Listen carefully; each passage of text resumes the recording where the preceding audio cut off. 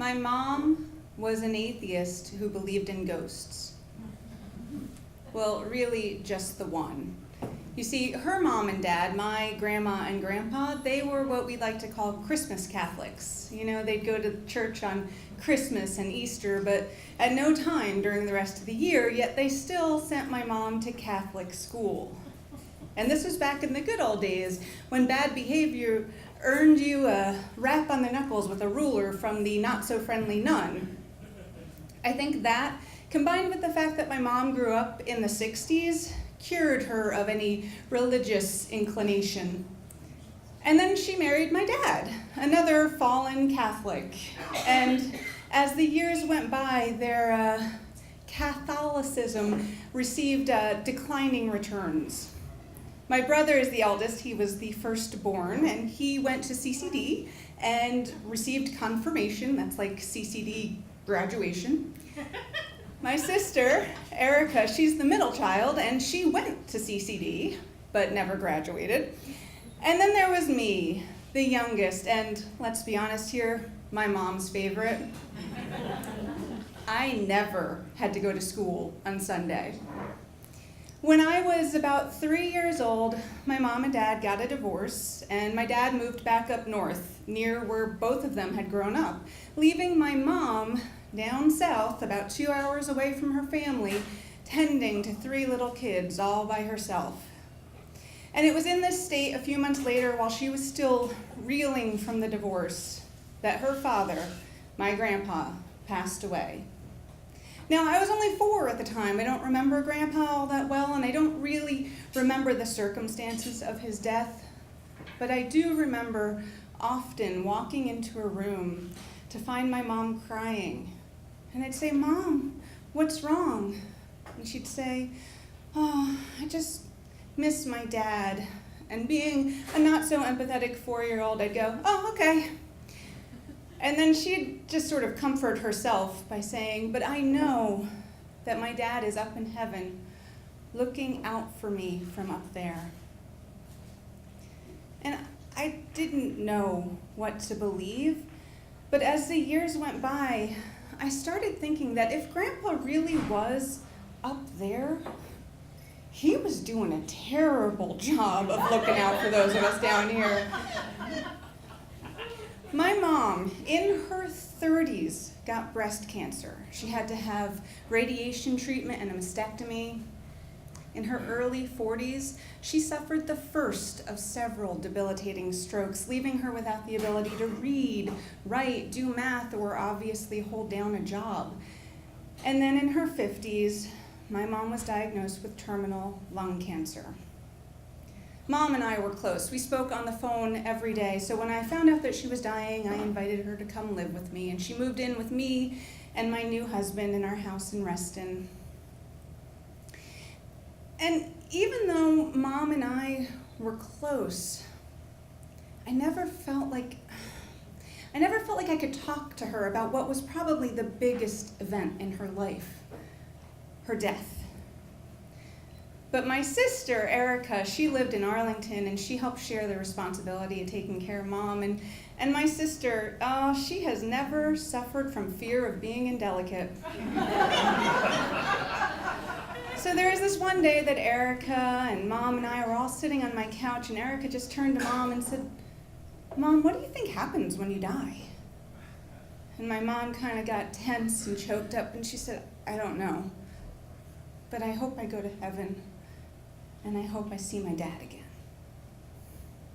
And we all started crying and hugging each other, and then my mom kind of pushed us away, and she said, "And girls, I want you to know that if I do get to go up there, that I will be looking out for you forever."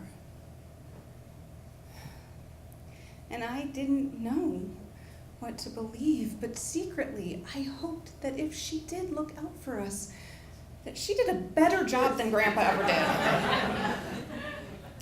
About a few months later, a day came when the hospice nurse told us it was time. Mom was not going to make it another 24 hours. We had moved my mom to my sister's apartment in Arlington because everything was on one level, so my mom was in the spare bedroom, my sister was in her bedroom, and my brother had come down for the weekend with his dog, and my brother, his dog, and I were all in the living room. And when we found out it was going to be time, we stayed up with my mom in her room, and she was on a lot of morphine. There was no turning back at this point, so she wasn't really conscious. She was just kind of mumbling and saying things here and there, but not really responsive and not opening her eyes. Around midnight, I think my brother just realized things weren't going to change, so he went off to lie down with his dog and go to sleep. But my sister stayed on either side of my mom, keeping vigil. And my mom wasn't opening her eyes, but she seemed to be wrestling a demon. She seemed uncomfortable, and I hoped that it wasn't pain. I hoped the morphine was handling that, but still I wanted to do something to soothe her. So I said, "Mom, it's okay. We're okay. You don't have to stay. You can go, Mom. We're going to be okay." And she kind of shook her head at that thought, and then my sister said, "Mom, your kids are fine. You did a great job, Mom. You don't have to hold on anymore." And then at that, my mom got even more upset, and she started calling out, "Help me, Jess. Help me, Jess. Help me." I told you I was her favorite. So I said, "Mom, Grandpa's in heaven. Your dad is in heaven, and he is waiting for you, and he is going to be so happy to see you. Mom, go to Grandpa. Go to your dad." And I don't know if she believed me, but it seemed to calm her and soothe her, and she drifted off into a kind of sleep. Since there was nothing else Erica and I could do, we left Mom alone to rest, and I went and lied down in the living room, and she went to her bedroom, and we fell asleep. About 4:30 in the morning, we were all awoken by the dog barking, "Woo, woo, woo," 3 times up at the ceiling. And as soon as I woke up, I knew. I got up and I went straight to Mom's door, and just as I got to her door, I heard my sister's voice behind me. "Is she gone?" I didn't have to touch her to know. Even though the cancer had shrunk her down to almost nothing, it looked like she had shrunk even more. In the last 2 hours since I had seen her, it looked like she was indeed gone. Later, as David, my brother, and Erica, my sister, and I all sat around talking in the light of the day, my brother said, "How about the dog, huh?" And my sister and I just nodded our heads because we knew what he meant. And he said, I think he saw Mom. I think he saw her soul go up to heaven." And I didn't know what to believe, but dogs and babies, right? They see things that us grown-ups with our closed minds that we don't see. So maybe he was saying goodbye to Mom. Over the next year, as time went by after my mom passed away, things got a lot harder. I missed her more and more over the year. And as the 1-year anniversary of her death approached, I was in bad shape. I was going through a divorce, and I was alone in the house that I still shared with my soon-to-be ex-husband, and I was just cleaning, I was sweeping up the kitchen floor, and I was angry. I was so mad that I could never see my mom again, that I would never hear her voice. It just seemed so wrong to me. And as I was sweeping and just feeling so upset, suddenly it felt like someone had placed a warm blanket over me, and my whole body just relaxed into it. And I stopped, and then I heard loud and clear in my ear my mom's voice. And she just said, "Jess." I looked around. It was so clear and loud. I thought she must be there, but I didn't see anything. I just felt this warmth around me, felt the echo of her breath in my ear. And I didn't know what to believe. But it felt as if my mom had crossed some barrier to let me hear her voice one last time. And perhaps to tell me that I would see her again. And that she was, in fact, looking out for me. And it didn't stop me missing my mom. I was still terribly sad over her loss, but it gave me hope. And as time went by, I gotta say, Mom did seem to do a much better job than Grandpa. I got that divorce, I moved out, I got my own place, I found a new man, a much better man named Bart, and I married him. And we had the most beautiful little baby girl.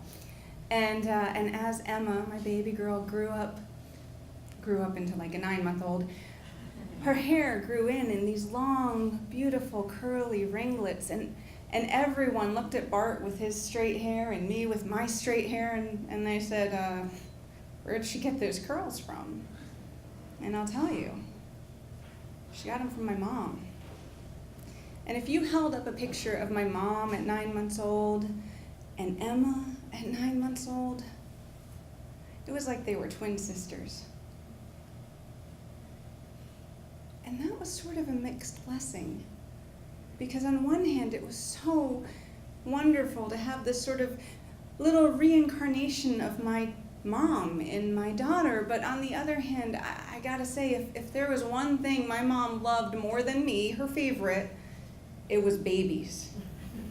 My mom was the baby whisperer. She went after babies across a crowded room, in a supermarket, in a shopping mall, anywhere. And she started begging me at an inappropriately young age to give her grandchildren.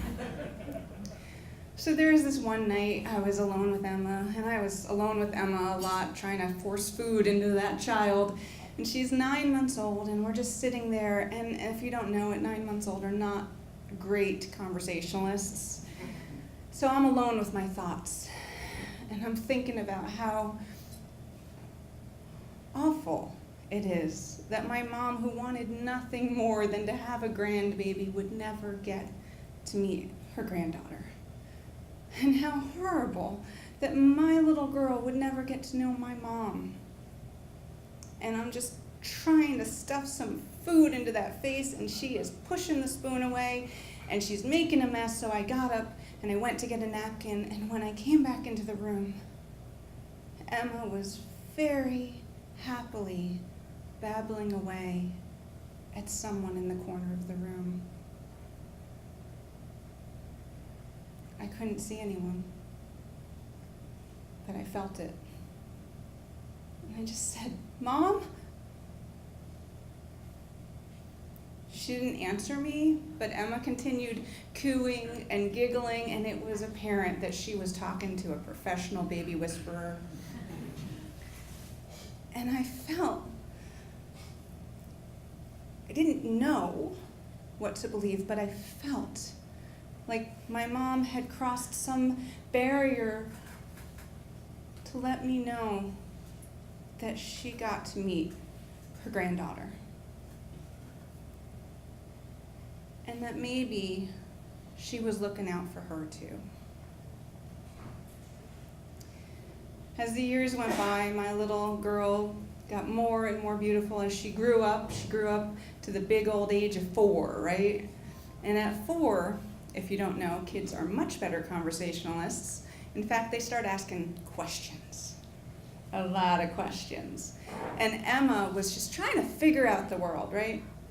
So one night, Bart and Emma and I are all sitting around the dinner table, and Emma's just finally figured out that Daddy and Mommy haven't known each other forever, right? This is mind-blowing. We didn't grow up together. How is that possible? So I was saying, well, you know, honey, Daddy grew up with Uncle Grant, and his mommy is your grandma. So Grandma is Uncle Grant and Daddy's mom. And I grew up with Aunt Erica. We're sisters. We grew up together. And Emma's just looking between us like, what are you all talking about? And then finally, something clicked and her eyes got wide and she just turned and looked at me and she said, but Mommy, where's your mommy? I'd never talked about that with her before, and I didn't know how to say it without shocking her, and so I thought very carefully, and I said, my mommy is no longer here. But being a 4-year-old, she wasn't afraid of anything, so she said, oh, you mean she's dead?